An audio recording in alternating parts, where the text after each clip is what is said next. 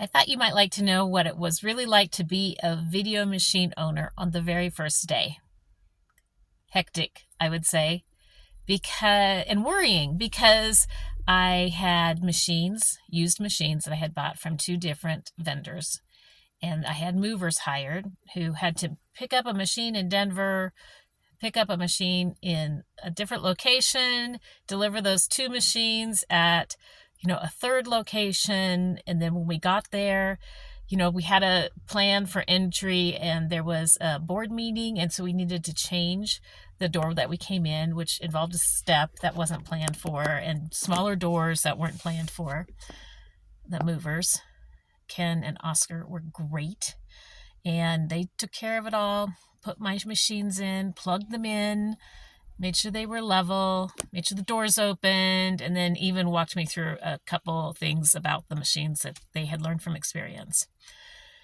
So I thought, great, I've got a doctor's appointment in a couple hours. I'll finish this up and be out of here.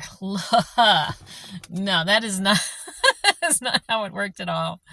The machines looked so clean when I inspected them, but then when you get them and they're your own, maybe my level of cleanliness standards was different. So I spent a lot of time cleaning them, taking off the old stickers and getting all that gummy off of there. Deciding what stickers I wanted to keep on the machines that made sense. And so that just took much longer than I had anticipated.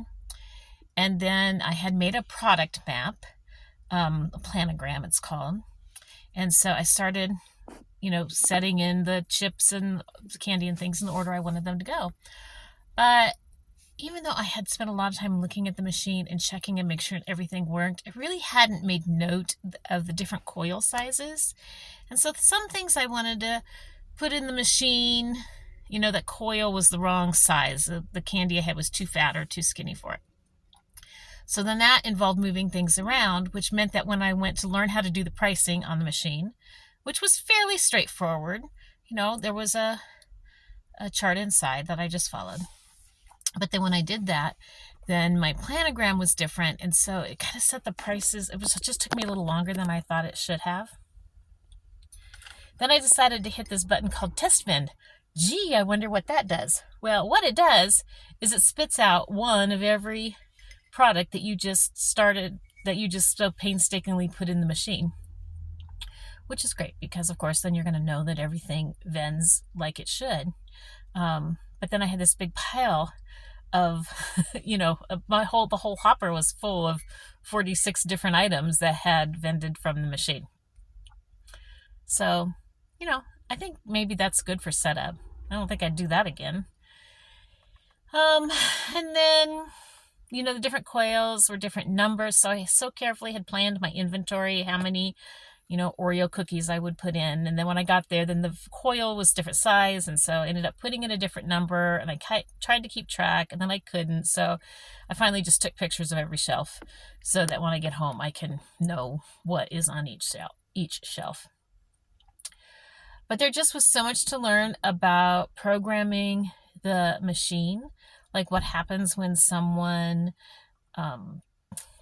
takes a selection, choose a selection that isn't vending for some reason, and what to do.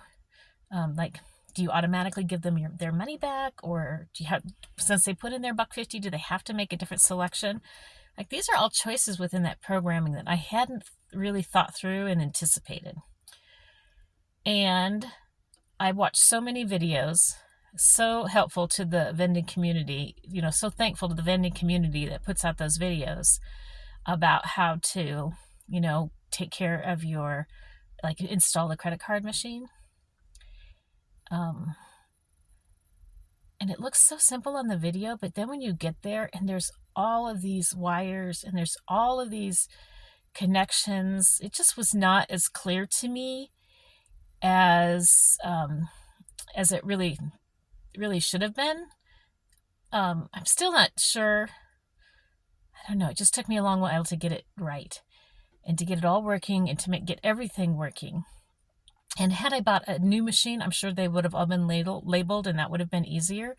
But, we're not the Rockefellers here. I'm buying used machines and used credit card readers and, piecing this together.